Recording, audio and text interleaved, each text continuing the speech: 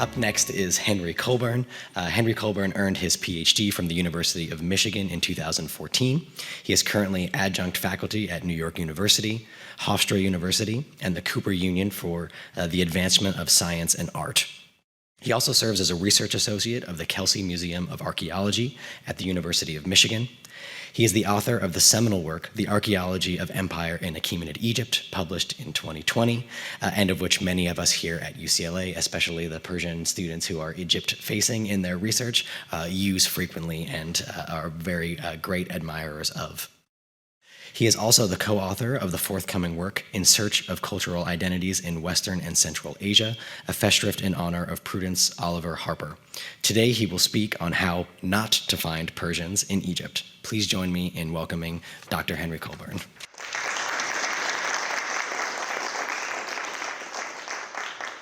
Thank you, Jeffrey, for that succinct introduction. I'm very grateful. And of course, I am also, like all of us here, very grateful to Raheem and Robert for the invitation to participate in what I'm confident anyway is a historic event. I spend so much time studying history, it's nice to be part of it too. So today, I am addressing a relatively simple question, which has a very complicated answer. And that question is, were there Persians in Egypt? It sounds a little stupid, but as you'll see, it's actually worth answering, or at least worth asking, and actually rather difficult to answer for reasons that I think are actually pretty interesting. So, were there Persians in Egypt? Yes, here are two of them. We have, first of all, as Dr. Malik just told us about, the Cambyses, who is a Persian king, but also an Egyptian pharaoh. And this is the drawing of that mutilated stela, of which I am unjustifiably proud. On the right is the statue of Darius from Susa, which we also just heard about in much greater detail than I will go into now. And this is sort of a facetious starting point, but it's very true that we kind of need to start at the top here. And so indeed we can see as well satraps of Egypt, right? Presumably, we would think that these people are also Persians by any definition. After all, these are the people who are responsible for governing the satrapy on behalf of the Persian great king. And yet, even here, things get murky. And I want to draw your attention to perhaps the most famous individual on this list, Arshama. Now, as the fantastic recent research by scholars like Mark Garrison on the Persepolis fortification seals has helped to identify, first of all, the seal of Arshama that is attested in the Arshama correspondence, this collection of letters written on leather that preserve the clay bulla as well. Mark has identified Arshama's seal in the Persepolis fortification archive as well, decades earlier. And this contributes to this idea that our Arshama the satrap is related to another Arshama who is using his seal during the reign of Darius. Son, well, probably grandson at least, maybe great-grandson, hard to say. So we can draw that line directly. This Arshama the elder, as Margaret Root has recently suggested in an article that focuses on this wonderful seal of Irtashduna, has suggested that this Arshama, elder Arshama, as a son of Irtashduna, may in fact be related to the Egyptian royal family if we understand there to be some grain of truth to the story that Herodotus tells at the beginning of Book 3 about diplomatic marriage between Egypt, between Cyrus and the Egyptians. And I mean, it's a messy story, and Margaret untangles it well, and I will not get into that in any detail.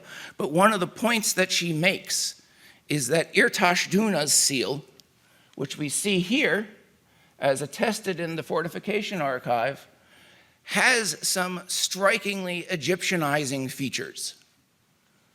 For example, the foliage here, and I refer you to her article on this, as well as this figure here emerging from the papyrus plants, who may in fact be the child Horus or something like that.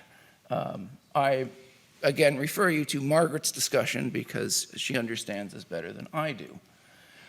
If this is true, and I certainly find it convincing, then we have a Persian satrap of Egypt who is also in some way Egyptian. And so already our search for Persians in Egypt is getting difficult. And it gets worse. So what about the names? We've already heard from John Lee about mixed onomastics, which is a great term, and we definitely have this in Egypt. So what I've given you here is a list mostly taken from the article by Bezalel Porton that I've listed at the bottom, which gives you mixed personal names and patronyms of several variations that are attested in the Aramaic papyri. And this makes it abundantly clear that a Persian name is not necessarily associated with a Persian, however you want to define that, and vice versa. And I have tossed in a couple Egyptian examples as well down below, who also illustrate that this occurs in Egyptian language sources as well. I have not examined those sources in detail as yet, but for example, Wen-Nefer, the Hyrcanian cavalryman, is already an interesting case, for example, and that's from a Demotic papyrus from Saqqara. And indeed, the situation becomes further complicated still.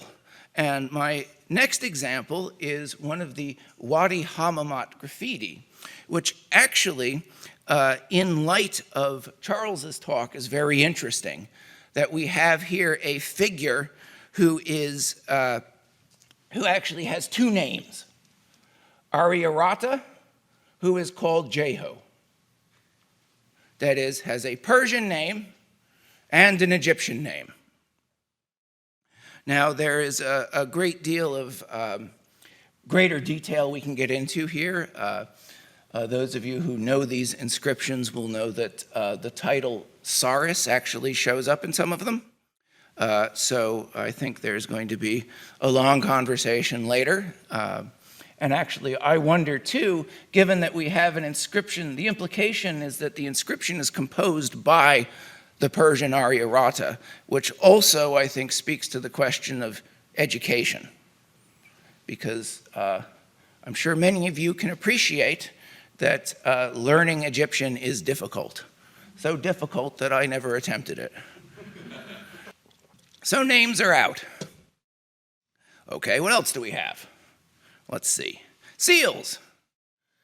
Well, we do have a collection of sealed bully from the Palace of Apries in Memphis, excavated by Petrie, but sadly all missing since the Second World War. So we are stuck with Petrie's dated photographs and admittedly imprecise drawings. Nevertheless, we have a very interesting mixture of material here. So, for example, we have a royal name seal. That is one of these seals that has the name of the Persian king in a trilingual cuneiform inscription. Or I should say we have the impression of it. right? So the problem here is that the bully tell us where these materials were received and not where they came from. For all we know, this was once attached to a document not unlike the Arshama correspondence that was sent to Egypt from somewhere else in the empire. In fact, as the Arshama correspondence shows all of us, that you don't even need to be in Egypt to be the satrap. It actually seems like Arshama is absent from Egypt much of the time, which is why he is always trying to manage things through his subordinates. So I guess we can say Arshama is not even evidence for a Persian in Egypt. The other problem here is that we don't have any indication of who's actually using these seals. So, for example, we have up here on the top several seals with hieroglyphic inscriptions, and a number of these feature the names of Egyptian pharaohs, some of which have been dead for a very long time, some of which are fairly recent, including, for example, Amasis up here. So we might assume that what we have here are Egyptians using Egyptian seals and Persians using Persian seals. But, for example, even in Persepolis, in the Persepolis tablets, we have examples of seals with Egyptianizing imagery. There's no sort of clear division between this material.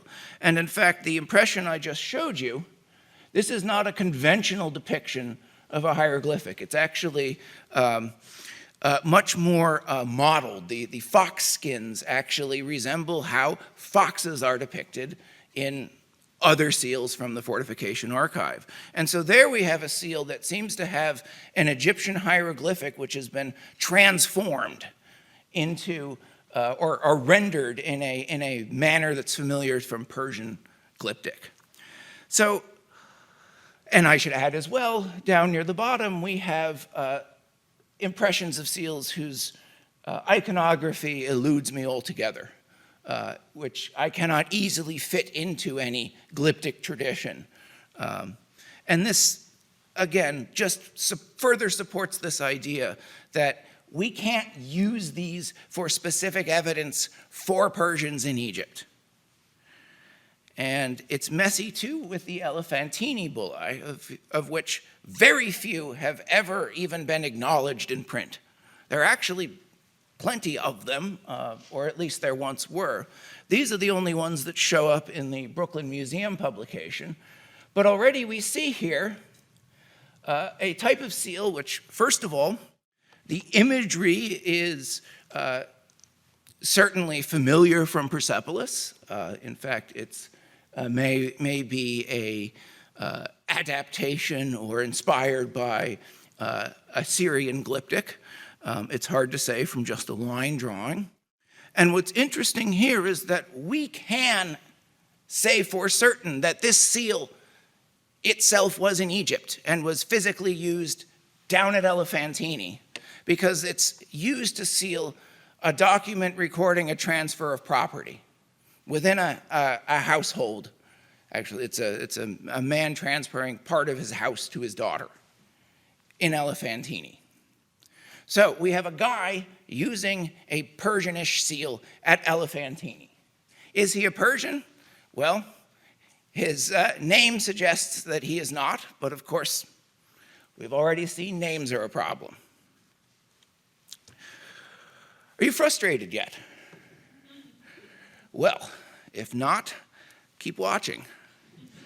Let's go look for Persians where we should be able to find them. Here at the Palace of Apries, the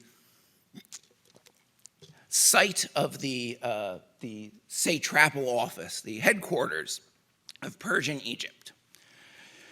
Well, if we look at the decorative material from the palace, what do we find but scenes of the Egyptian pharaoh? Now, it's interesting here, and I'm just showing you this one because this is a picture I could get to easily. They're There are plenty more of these in museums all over the place. What we have here is probably a depiction of the Egyptian Sed festival, which is essentially a celebration of continuing rule of the pharaoh. One of the Egyptologists in here can correct me about that later. And what's interesting too is that we don't actually have cartouches filled in these reliefs. So we don't even have a king named on these. So what we have is just a generic image of Egyptian kingship. We don't have anything that is directly alluding to this being the locus of power of the Persians. We do have scale armor and trilobate arrowheads. And these, I can say with confidence, are paralleled by material from Persepolis and Pasargadae. So maybe we can talk about the presence of Persian soldiers here. But I also should point out that these are not actually very diagnostic objects. The Persians are not the only people to use scale armor, and a triple arrowhead is also not uniquely Persian in any way. So it's suggestive but not definitive. We do have some possible images of Persians possibly from the palace, and that is in the form of these itty-bitty little ceramic heads. And I should point out that the one on the right was excavated by Petrie. The two on the left are in the Allard Pearson Museum, and the curators believe that they actually originated from Petrie's excavations. And I'm satisfied that that is likely. The point here is that, yes, we can, in fact, identify Persian iconography here to some extent. I mean, this guy, obviously, the ring, earring, the full beard, the hat, these all look very familiar to us from, say, Persepolis. But these things are tiny, like this big. This is not monumental art. This is not a statement of Persian imperial domination, and this is certainly unlikely to represent a specific Persian or anything like that.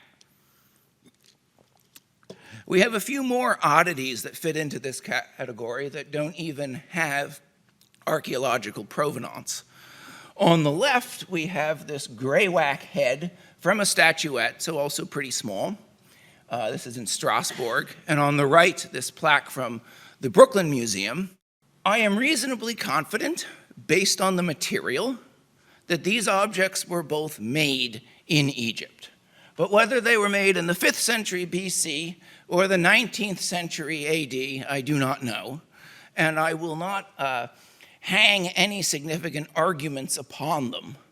But if they are, in fact, ancient, they just fit this pattern of minuscule, miniature images of possibly Persian people. And I'm actually going to return to this one in a little bit because even that is not so clear. The grey-wax statuette you'll see here has pharaonic iconography in the form of the double crown. You can just barely see the broken off top of the crown, or the broken off part of the crown here. He would have had that bowling pin shaped hat. But you'll notice as well, it's the full beard that is unusual for an object like this. And we must ask the question if it is unusual because we have an Egyptian artisan who is trying to represent Persian kingship, or if we have an Egyptian artisan who is making tourist knickknacks in antiquity or in the present. In my despair, I must turn to a completely unconventional source, and that is a novel by L. Sprague de Camp, the science fiction author. He has a book called The Dragon of the Ishtar Gate, which, like any good book, adventure book from the 1960s, is both racist and sexist. But One of its merits is that de Camp, who is untroubled by scholarly precision, is actually able to think about what Persian rule, and specifically Persian rule in Memphis, might look like. And he has a passage in which one of his main characters, a Greek named Myron, well, you can read it here, finds himself in the presence of the Persian satrap Achaemenid. What I find most interesting here is that he points to a couple of things that I think are intriguing. So first of all, you'll notice that he just describes the walls of this audience chamber in the Palace of Apries as colorful Egyptian illustrations, which I think he somewhat deliberately misunderstands. But then he goes on to point out costly Persian rugs, perhaps an anachronism, and golden lamps, perhaps unlikely. But what he has pointed out here is that the Persian material overlay here is material that is portable and reusable. So, if we allow for a moment that there were golden lamps in the Palace of Apries, what do we think would have happened to these lamps after 404? Well, they probably would have become coins of Nectanebo. And this is probably what has happened to the kinds of material we would expect to be associated with the palace, with the satrapal court in Memphis. And so, for example, let's take silverware. Well, we actually do have silver vessels from Egypt that replicate Persian forms. What you have here are bowls and handles from the Tel El Mashkuta hoard. And again, it's a hoard, not an excavation, so caution is warranted. But these are interesting because the interpretation, and this is borne out by the Aramaic inscriptions added to some of the vessels, is that these were dedicated in a shrine to a North Arabian goddess, Hanilat. And if this is the case, what we see is that they have been removed from the context of the satrapal court, where they are very apt to be melted down, and instead placed in the relative safety of a shrine, probably somewhere in the eastern Nile Delta. We can get into the potential significance of Arabs, and indeed one of the people named in these inscriptions is a guy called Kainu, king of Kedar. We can get into the significance of that later in the Q&A if we'd really like to talk about it. But these may be examples of, if not Persian satrapal drinking vessels, at least that sort of thing. And of course, we have Achaemenid bowls in various shapes and materials from many places across Egypt, which shows, I would say, that it's not these things are not just being used in the court, but they are in fact being, the practices associated with them are being replicated. The other thing is textiles, clothing.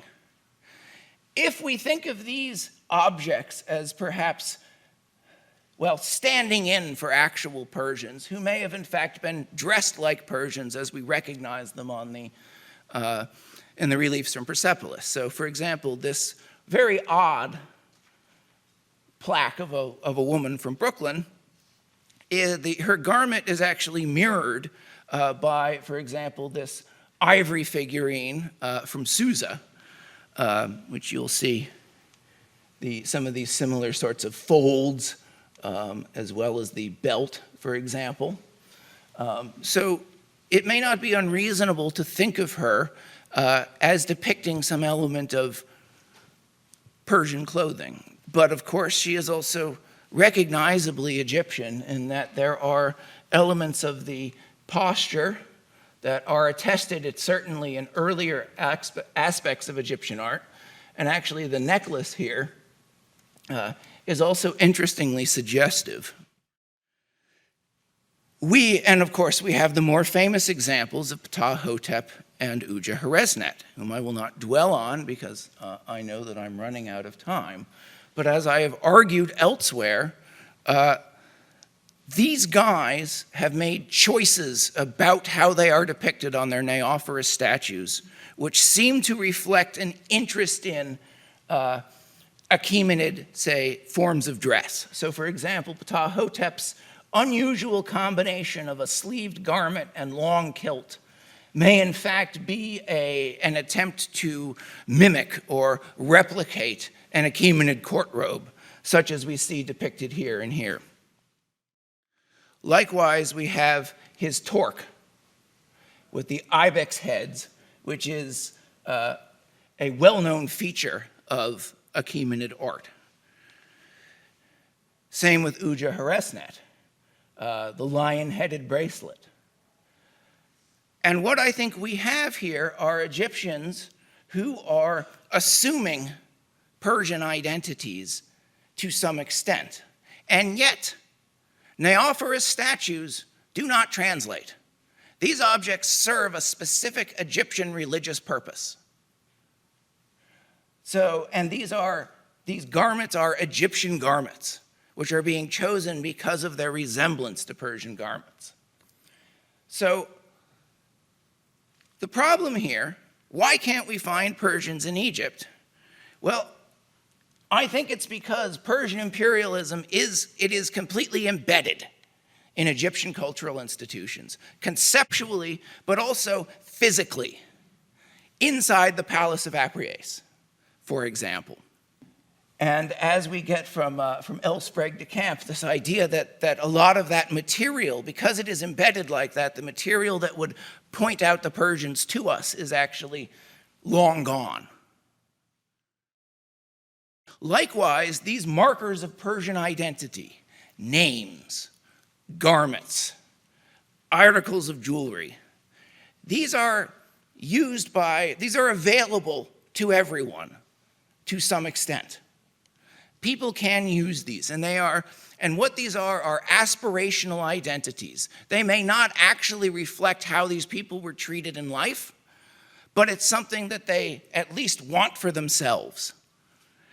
And what's interesting, especially with Ptah-hotep and Udjahorresnet, is that they do this while remaining entirely Egyptian as well. And all of this leads me to the conclusion that I cannot identify an ethnoclass dominant in Egypt. I do not think there is one. I've been looking for years. And instead, I think what we have is an imperial elite. And I've been pleased that other scholars that we've heard from today, like John Hyland talking about Lydia, John Lee talking about the western reaches of the empire, I don't seem to be alone in thinking this. That's very gratifying. And the fact that we do not find Persians in Egypt, or the fact that it's so difficult, actually tells us something very important about the nature of Persian imperialism. Thank you.